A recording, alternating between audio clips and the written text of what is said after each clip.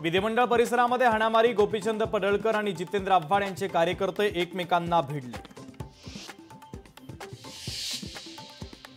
विधान भवनात देखील आमदार सुरक्षित नाहीत, विधिमंडळामध्ये गुंडांना प्रवेश का देता, जितेंद्र आव्हाडांचा संतप्त सवाल।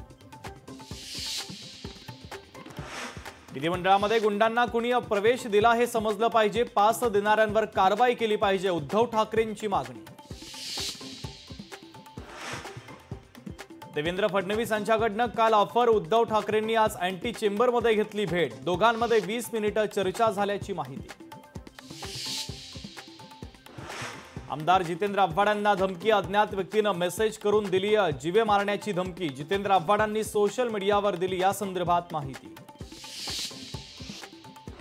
महाविकास आघाडीचे नेते राज्यपाल CP राधाकृष्णन यांची उद्या भेट घेणार, जनसुरक्षा विधेयकाला विरोध करण्यासाठी घेणार भेट।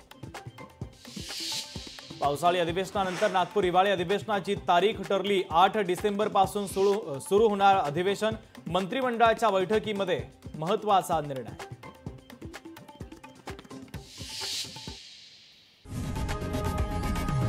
लोकशाही मराठी ऐका, पहा, जागरूक रहा।